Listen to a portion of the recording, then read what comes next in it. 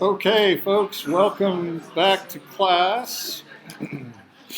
We're going to continue or finish up our discussion of carbohydrates today with some disaccharides and a little bit and oligosaccharides that are important in biology and biochemistry and life. We've been talking about alpha and beta linkages. And last time I think I showed you the structure of maltose, which is just two glucose molecules linked together via an alpha 1,4 linkage. And the alpha comes from the fact that at this anomeric carbon that's involved in the acetal, the OH group is down.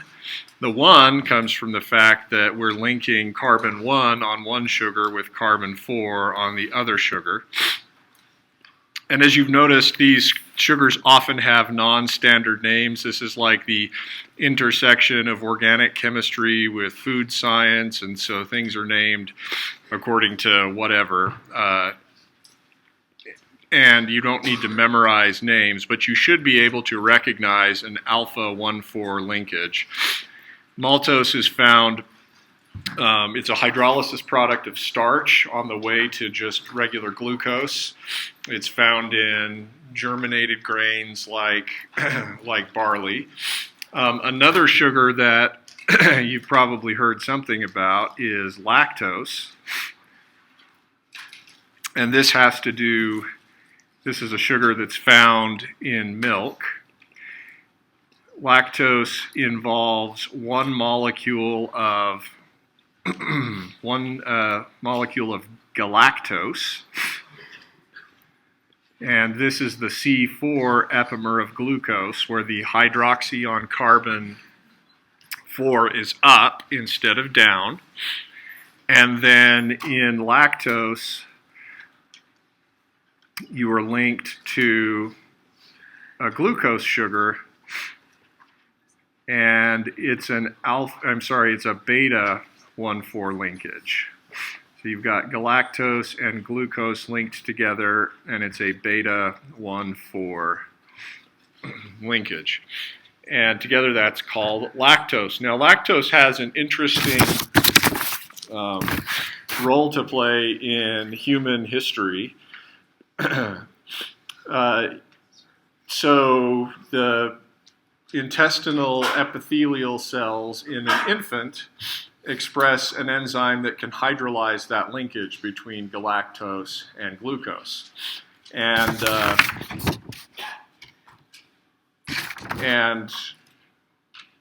over time, at least in the original humans, there wasn't a lot of need for being able to digest milk after infancy, and so the expression level of that enzyme, which was called beta-galactosidase, decreases.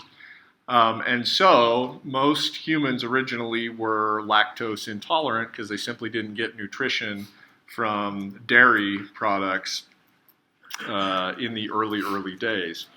But as animals began to be domesticated, and especially as humans migrated into Europe, there became some kind of advantage to being able to digest dairy products, perhaps because this was a way to store nutrition over long periods of time. You hear things about bog butter in Scotland or something like that, where you have butter that you sit in literally inside of a bog and it lasts for a long time. Cheeses can last forever.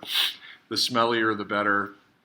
And so there became an advantage to being able to process those sugars, and so over time, humans in Europe developed somehow through mutation the ability to express beta-galactosidase in their guts, and could therefore digest milk without the symptoms of lactose intolerance. So likely, if the majority of your ancestry is European, you likely can enjoy ice cream without a lot of trouble.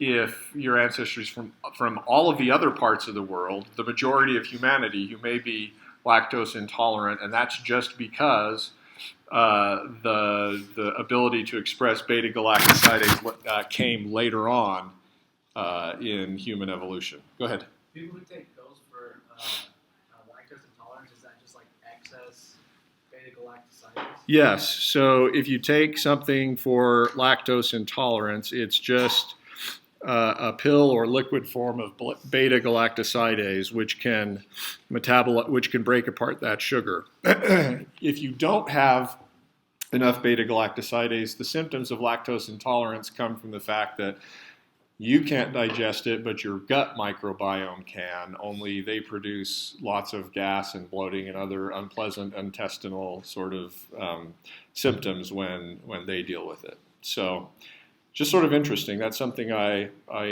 didn't know. I read a book called A Brief History of Everyone Who's Ever Lived, and it talks about human genetics and evolution and human migration, and that's just one of the interesting features. It was cold in Europe.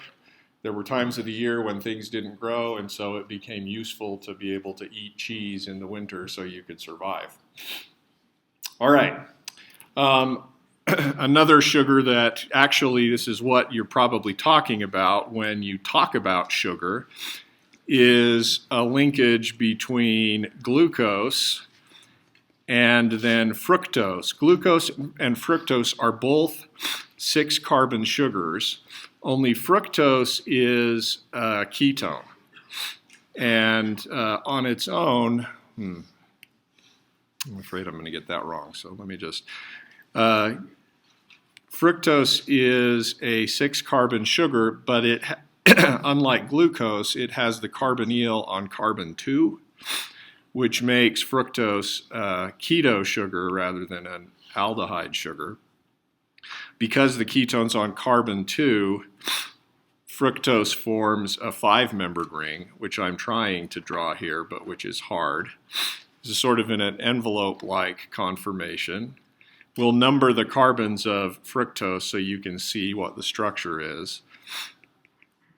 If you want to see the linear form, you can consult your text and then go through the elaborate process of trying to convert the Fisher projection into something that's understandable. So here's fructose, here's carbon 1, carbon 2. Oh, goodness sakes, that's just terrible. Because there needs to be an oxygen here, and then that oxygen needs to be attached to this. Sorry about that. Wow. I'm really practiced at drawing these 6-membered rings. I have little to no practice drawing a 5-membered ring from the side. So here's fructose, carbon 1, 2, and then continuing around the ring, 3, 4, 5, and 6. And you can see that in fructose, the anomeric carbon is on carbon 2. This is the one that's attached to 2 oxygens, right? And notice the difference between sucrose and these other sugars above, maltose and galactose. In sucrose, you have a alpha 1,1 linkage, but it's not even clear whether you should call it alpha or beta because it's alpha with respect to this sugar. The oxygen is on the down carbon, but with respect to this sugar, it's not totally clear. So actually, people don't talk about that glycosidic linkage in sucrose. Again, the weird thing about sucrose is the 2 anomeric carbons are attached to each other. So here's the anomeric carbon of the glucose portion, and then in pink is the anomeric carbon of the fructose portion. Okay, so in the other sugars, the alcohol that's attached to the anomeric carbon on the sugar on the left is just a regular alcohol, right? You see how that's just an OH group on a carbon. In contrast, in sucrose, the OH group that's attached to the yellow anomeric carbon, the oxygen is also attached to the pink anomeric carbon. And so that's a unique feature of glucose, or of sucrose rather, and it has some consequences. Because this hemiacetal in maltose is basically the cyclic form of an aldehyde, you can add a reducing reagent, or you can add an oxidizing reagent to oxidize the aldehyde to a carboxylic acid, and the sugar will actually reduce your reagent. So they call a sugar with a free hemiacetal end a reducing sugar. That terminology isn't that important to me, but you'll hear people talk about it in biology and biochem classes. Sucrose is called a non-reducing sugar because it has no free hemiacetal end, and therefore if you expose it to an oxidizing agent, nothing happens. All right. So what's the deal with fructose and high fructose corn syrup and so on? It turns out fructose is about twice as sweet as sucrose, so you get more bang for the buck, and so it's been economically advantageous for the food industry to hydrolyze this linkage between glucose and fructose and enrich the amount of fructose in a sample. So if you've heard of high fructose corn syrup, it's just sucrose, really concentrated and very viscous, and then they will have converted a lot of the sucrose into fructose. I see a hand? No? Okay. Yeah. Why do people say that fructose is worse for you? Why do people say that fructose is worse for you? I got nothing. You can, and that doesn't mean there isn't a real reason. It just means I don't know it. You can put fructose into the carbohydrate metabolism in the same way that you can put glucose in. In fact, one of the early steps of carbohydrate metabolism is to convert glucose into fructose. So I'm not sure. It may have to do with how sweet it tastes and human consumption, whether you're more likely to continue consuming or not. I don't know. Yeah. I'm in food science. Okay, so we have an expert. Go ahead. I wouldn't say I'm an expert, but it's a lot of consumer perception, words of high in sugar and to freak them out a lot. Okay. Overall, it's not really that much worse than actual sucrose. So Okay. So the food scientist here, thank you very much, says that overall it's not that different than regular sucrose, but words like high and sugar tend to make consumers uncomfortable. Okay, so there are a lot of things, I think, in food science and other industries that are mostly marketing. You guys are probably too, I don't know. You ever seen the movie Home with this alien named O? And there's this scene where they're trying to harvest an important computer chip from this other alien Gorg ship. I know this is just so terrible, but the chip inside the ship happens to be called a super chip, and the girl asks, "Oh, is it really super?" And he says, "Well, it is mostly marketing." And so, yes, you have to be careful with that kind of thing. Okay. Cool. Thank you. I did not actually know that. All right. So let's talk about a few more carbohydrates that you might encounter. I'm going to take this lactose, and I'm going to copy it and put it here, and we're going to modify it to show something that's called a human milk oligosaccharide. And your text talks about this. The lactose in human breast milk is often modified on carbon 2 with unusual sugar called Fructose, and am I going to get it wrong here? Probably. Yeah, I'm definitely going to get it wrong. So I'm not going to attempt to draw Fructose in a chair form, but I'll draw it for you in a just overhead form. And if I can't draw it in a chair form, you certainly don't need to. Fructose is an unusual sugar in that it lacks the carbon 6 hydroxy group, And also, I think if you look at its stereochemistry, fructose is like the one sugar that comes in L form. But anyway, this branched form of human milk, or of lactose, is found in human milk, and may be related to some of the health benefits of nursing. Let's see. And the idea that you can branch sugars you can branch additional carbohydrates off of a central sugar is actually really important, and it's one of the reasons that carbohydrates are so diverse and versatile in chemistry and in biology, because there's a lot of options for branching. So I showed you before maltose, and if you take this single maltose molecule and then you sort of continue the chain indefinitely in a linear fashion, what you've got is a carbohydrate known as amylose, which is the linear form of starch. Oops.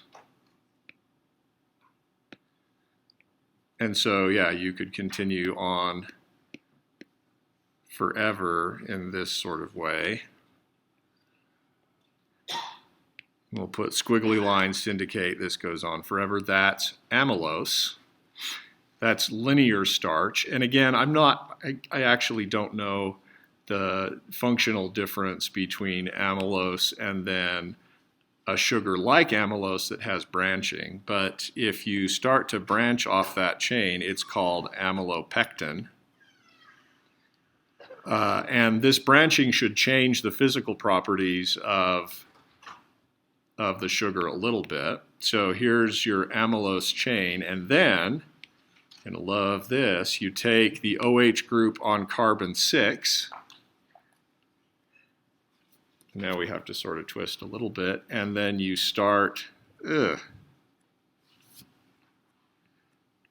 that's terrible. You start another carbohydrate chain in this direction, and I'm just going to put etc. there because I'm embarrassed by that chair and I don't want to draw another one with that orientation. But basically you have these linear chains with alpha 1,4 linkages, and then you have alpha 1,6 branch points. And this can and so you can have multiple chains sort of together, and it turns out that glycogen, which is the form of glucose that we store in our livers, is very much like amylopectin, only there's way more alpha 1,6 branch points in glycogen. And we have enzymes that will rapidly hydrolyze these alpha linkages. That's called alpha glucosidase, and that's one of the ways that we can access carbohydrates easily from starch and from glycogen. Yeah? How familiar do you expect us to be with 5-membered rings? How familiar do I expect you to be with 5-membered rings? You will eventually know the structure of fructose. Right now, I don't care that you worry about it. There's 3 sugars that I wanted you to know from memory. That's glucose, mannose, and galactose. I also want you to be able to recognize alpha and beta linkages and name them. So I've definitely written questions before where I'm like, okay, what kind of linkage is that? Yeah? Do you want us to remember the common names for these? Do I want you to remember the common names for them? Not particularly, though. It would make me feel really good about myself as a teacher if someday you were to look at a label and look at the sucrose and imagine in your head what the structure was. That would be nice. Or when somebody talks about amylopectin, if you would think, oh, that has alpha 1,4 and alpha 1,6 linkages, that would make me feel really good about myself. So, other than that, though, no. Okay, what else? Couple more carbohydrates you ought to be aware of. One is glucosamine. And in glucosamine, we replace the 2-hydroxy group with an amine, which is why it's called, surprisingly, glucosamine. In the name, people typically don't worry about telling you that it's on the 2-carbon, because everybody knows when you say glucosamine that you mean that the amine is on carbon 2. You can take this in supplements. It's supposedly can help with joint pain and other kinds of things. Again, I don't know if that's mostly marketing or not. Food science expert, you got nothing? Okay. I'm sorry to put you on the spot. I got nothing too. But like I say, the carbohydrates are really versatile in the sense that with just a few modifications, you change what they do. So we already talked about how cellulose is just like glucose, only all the linkages are beta-1,4, and that totally changes. We don't get sugar from cellulose. We get it from starch, so that's a dramatic consequence, and that all has to do with the fact that you have alpha glucosidase but not beta glucosidase, which allows you to metabolize starch but not fiber. And similarly, with just a simple modification, putting the amino group on carbon 2, and then modifying that amino group with an acetyl group,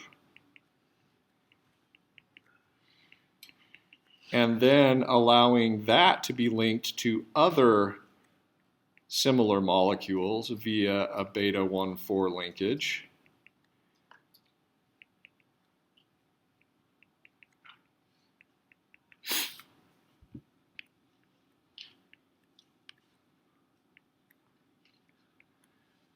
I'm just going to draw a few of these, and then you're going to have to imagine an infinite sort of linear sequence of this group.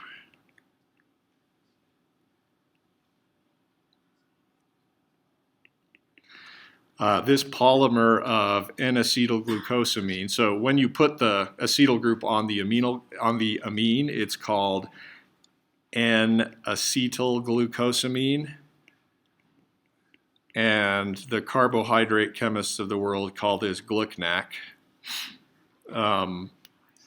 But if you link these together in beta-1,4 linkages, you now have chitin, which is a structural carbohydrate that's used in insect exoskeleta and in crabs and lobster. It forms the hard shell that protects them.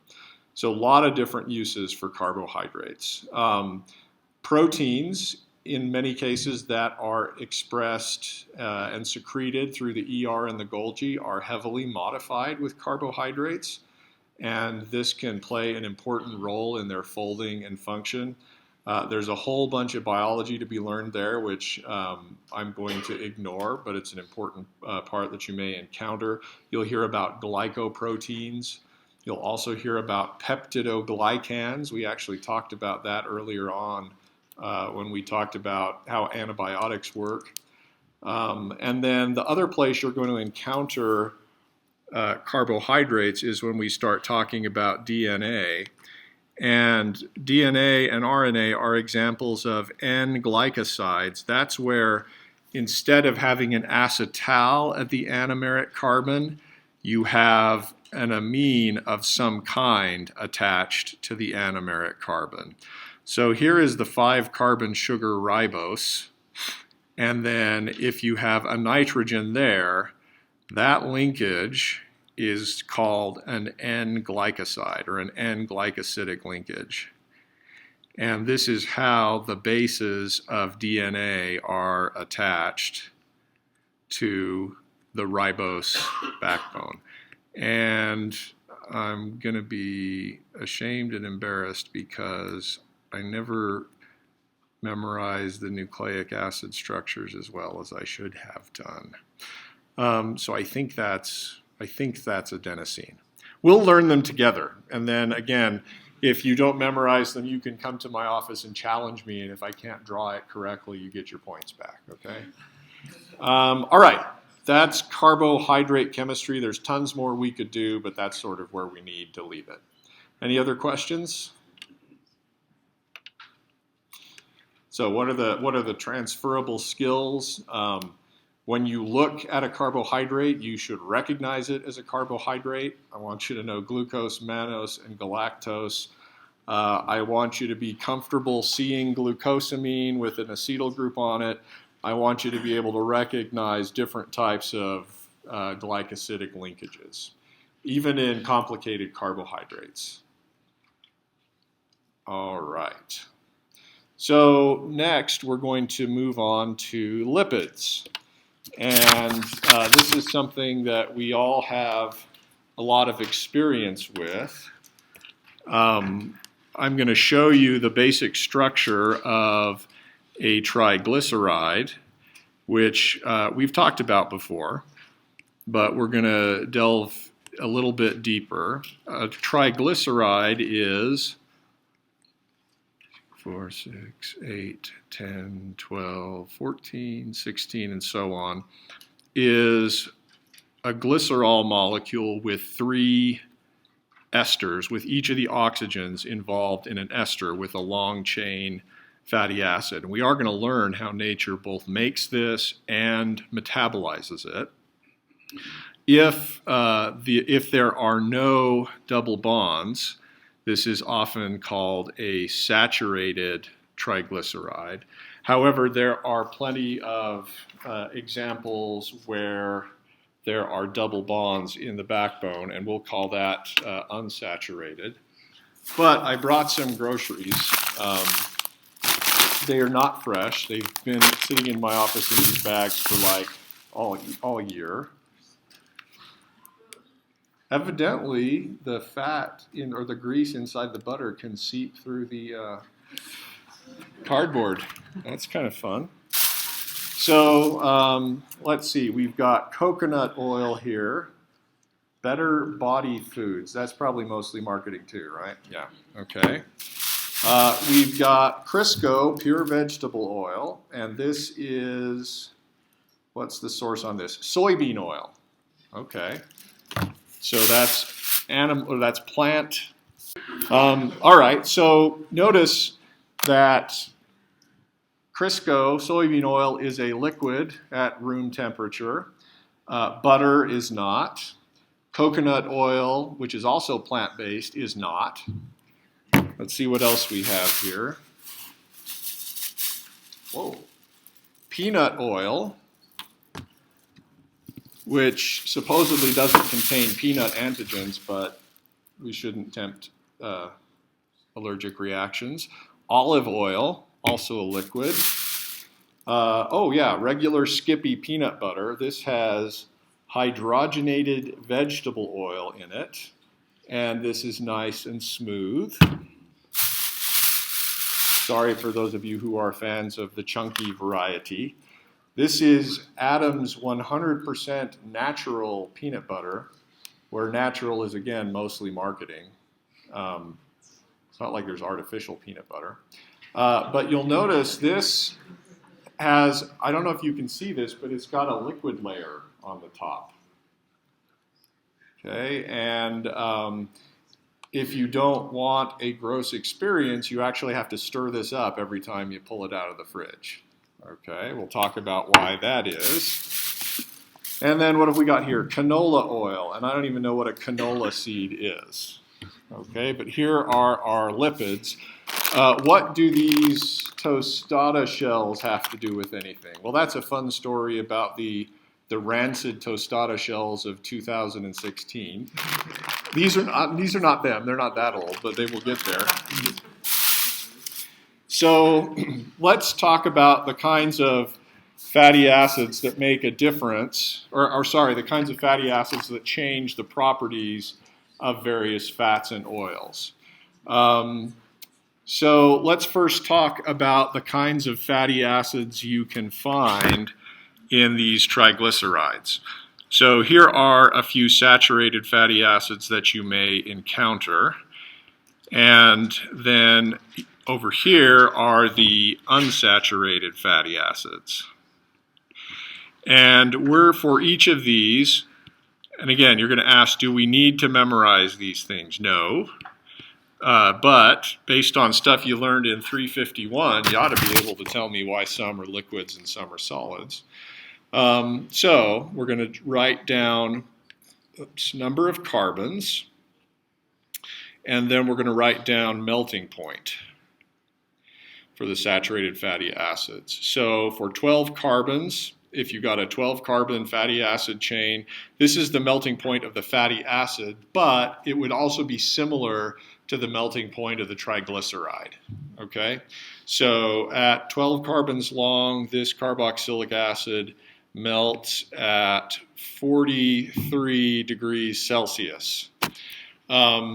So, you know, the rest of the world uses metric temperature, but in the United States we use Fahrenheit, and sometimes it's difficult to translate and know what temperatures in Celsius mean relative to Fahrenheit. A couple good numbers to remember is 0 is freezing, 25 is room temperature, 37 is human temperature. So 43 is pretty dang hot. That would be over 100 degrees Fahrenheit. So that's something that's a solid at room temperature. And it gets worse if you continue to add carbons. You increase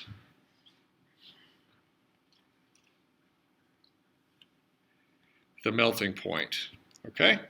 And the reason for that is what? Oh, sorry, go ahead. Oh, I'm just wondering, where does the carbon chain start? Yeah, so we start counting here at the carbonyl carbon. Why is that not working? Okay, so here's 2, 4, 6, 8, 10, 12, 14, 16. And actually, most natural triglycerides and fatty acids have even numbers of carbon, which we'll talk about when we talk about their biosynthesis. All right. Now we'll talk about fatty acids where there's, I was going to ask, why is it that adding more carbons gives you an increase in melting temperature?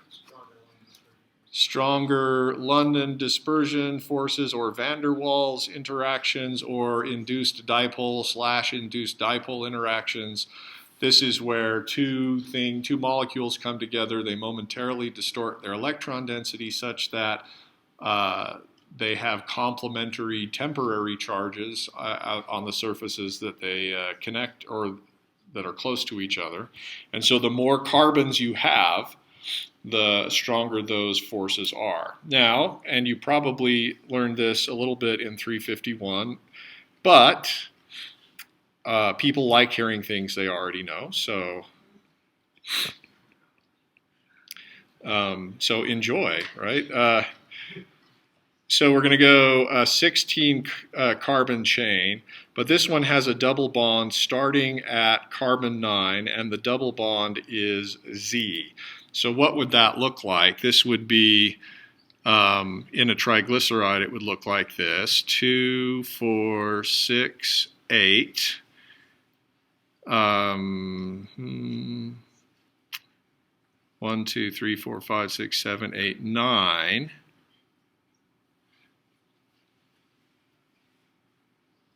10, 11, 12, 13. Dang it, why can't I count? 9, 10, 11, 12, 13, 14, 15, 16. All right, there's a cis double bond there. And that shape basically kinks the chain and prevents two fatty acid chains from sort of lining up with each other in a mutually reinforcing zigzag type conformation. In other words, saturated fatty acids can get closer to each other than can unsaturated fatty acids, and that means that an unsaturated fatty acid of the same length should have a much lower melting point. And so the melting point of this 16 carbon with a single double bond is 0 degrees. And if you add another carbon, 18, and have the double bond still at the same place, compare this 18 carbon chain with the saturated counterpart, 13 Celsius.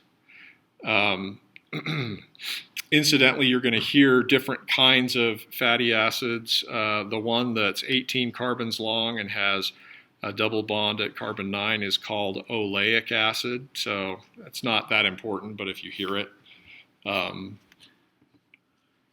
that's what it means. And then there are other varieties of this 18 carbon chain that have more double bonds. So if you have two of them at carbon 9 and carbon 12, and they're both cis, you get minus 12. If you have three of them, same size, but one additional double bond at 15, you've got minus 16.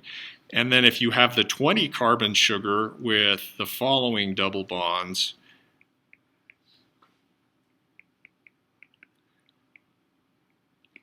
then that has a minus 50 melting point. So the incorporation of double bonds really does disrupt the van der Waals forces and makes these things way more flexible and way lower melting point. The 18 carbon one with two double bonds is called linoleic acid. The one with three is called linolenic. I'm not sure how any of this is supposed to help. And then the 20 carbon one is called arachidonic acid, and that's actually a precursor to prostaglandins. So your body uses that in some synthesis. One interesting feature here is that the 16 carbon sugar with a double bond at position 15, I'm going to try to draw this. This is an example of an omega-3 fatty acid. So 2, 4, 6, 8, and then this is 1, 2, 3, 4, 5, 6, 7, 8. This is 9. There should be a cis double bond between 9 and 10, 11, 12, 14. Oh, there was supposed to be a double bond at 12, right? 10, 11, 12. Yikes. 13, 14, 15, 16, 17, 15, 16, 17, 18. Right? 12, 13. Why can I not count, folks? 8, 9, 10. Yeah, okay, let's try that again. 8, 9, 10, 11, 12, 13. So 12, 13, 14, 15, and the cis double bond 16, 17, 18. All right, so I'm sorry about that. It's hard to draw fatty acids because you have to do a lot of counting. And so you can tell everybody you know that your OChem professor was standing at the front of the class struggling to know his numbers this morning. So this is 12. Nope, that's not 12, that's 9. 12 and 15. This is an example of an omega-3 fatty acid. And you know how we've often talked about the carbonyl carbon and the alpha carbon and the beta carbon? At some point, you stop remembering what the next Greek letter is, and then you just go to the end, and you call the last carbon omega because it's at the end. So this is omega-1, omega-2, and omega-3. An omega-3 fatty acid is where the carbon-3 from the end is involved in a double bond. Yeah, I see. Hand back there. Oh yeah. So is there a certain spot where double bonds are tend to form? Because I see there's a lot of double bonds forming the 9 carbon. But is that just do you arbitrarily pick that or totally random? Is it totally random? No. So we'll talk about the metabolism, or rather the biosynthesis of the saturated fatty acids. I need to learn some more about the unsaturated ones, but presumably there are specific enzymes and cellular machinery that oxidizes those specific carbons. And so, yeah, you're tending to see the same kinds of double bonds in these related compounds. And which ones you get is going to be kind of dependent upon which enzymes are expressed in which organisms. One important thing that I should have mentioned in carbohydrate chemistry, but it applies to lipid chemistry too, is the biosynthesis of these molecules, carbohydrates and lipids, is not templated. So protein synthesis is templated. You have mRNA that tells the ribosome which order to put the amino acids in. mRNA synthesis is templated. You have DNA that says which order the nucleic acids are supposed to be placed in the mRNA transcript. For carbohydrates, there is no template, and so what you get happens because of how the enzymes that are making these carbohydrates are expressed. Similarly, what you get for the fatty acids is determined based on the fatty acid synthase complex and other enzymes that are present that will oxidize at specific locations. All right, other questions, other hands that I missed? So what have you heard about omega-3 fatty acids? Supposed to be good for you. Again, food scientist expert. Tell me your name. I'm Janice. Janice. Do you know anything about, thank you, Janice. I'm sorry to put you on the spot so much, but I'm willing to admit my ignorance. So what is it about omega-3s that's good, you know? I don't really know. I didn't pay that much attention. Apparently it's in fish. Okay. Okay, good. It's in fish. Thanks, Janice, for being a good sport today. I appreciate that.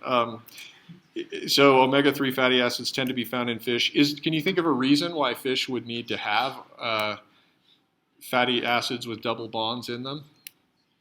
Go ahead. So they don't. Yeah, I mean they may want fats that are and oils that are less prone to be solid and under certain circumstances. Okay, good. Anything else? Go ahead. I work as a vet tech, Okay. and a lot of times when dogs come in with arthritis, the vet recommends omega-3 fatty acids. Omega-3 fatty acids for arthritis in dogs. Okay. Any idea what the mechanism is? Nope. Okay. Good. Saw another hand. Yeah, go ahead.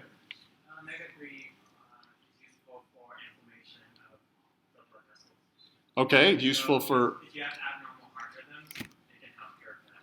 okay, abnormal heart rhythms, blood vessel health, vascular health. Yeah, We also can't make omega-3s. we can't make them naturally. Okay, so we have to get them from our diet. Okay. So there are some health benefits, and again, I'm not sure what the biological mechanism is.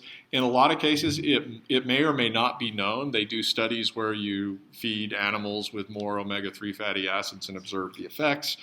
And so I think a lot of this is still active. I think there is a marketing component to this kind of thing where, oh, yay, you want omega-3s.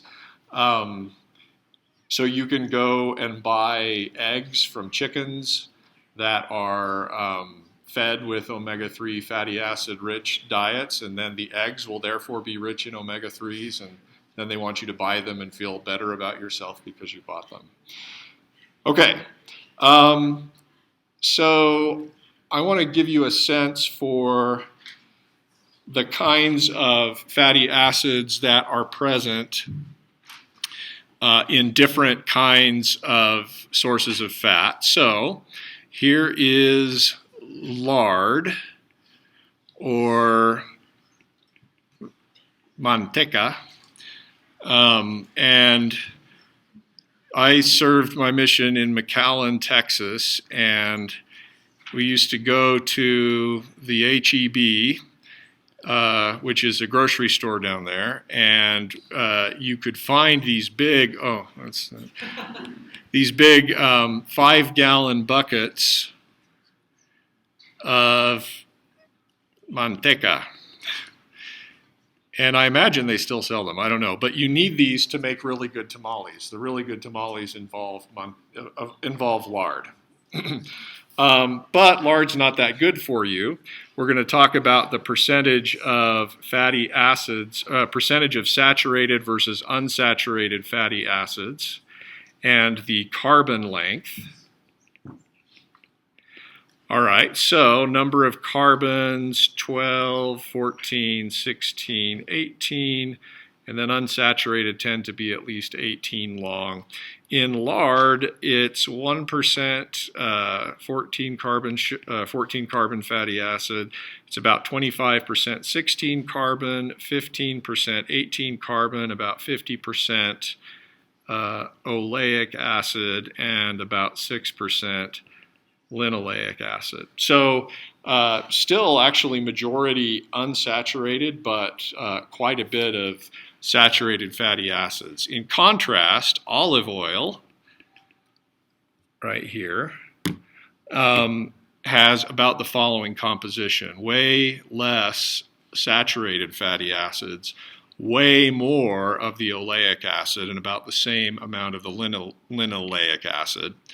How does olive oil how is it different from peanut oil? About the same component of saturated fatty acids, but in this case, way more of the 18-carbon linoleic, which happens to have one additional double bond. Okay, and so both of those, the peanut oil, no, that's canola, this is peanut, and olive are liquid, but that's how their chemical composition differs. Now, some of you likely served missions in areas that were warm.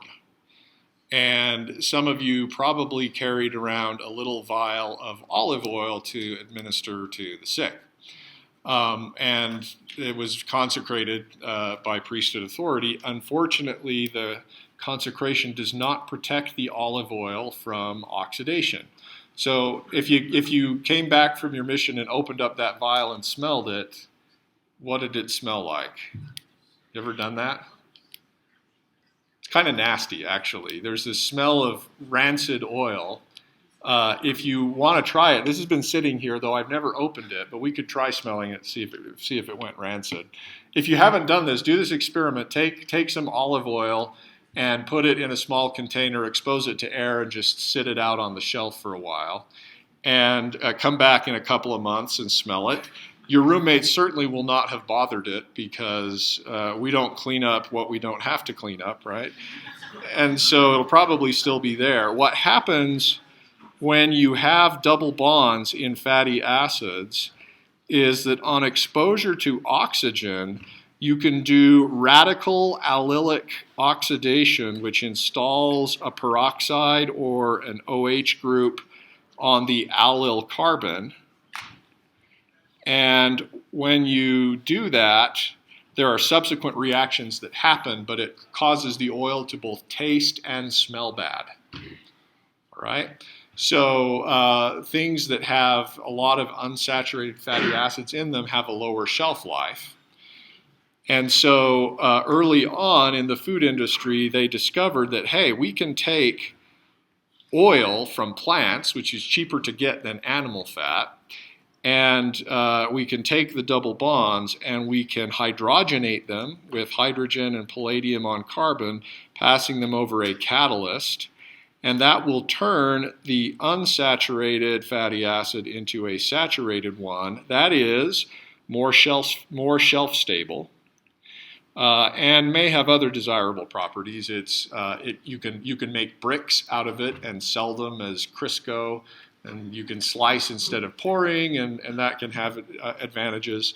And then cookies that you might make or crackers would stay on the shelf for much longer periods of time. So this is the difference between the natural peanut butter, which has the composition of unsaturated fatty acids listed there, versus Skippy, which involves hydrogenated vegetable oil.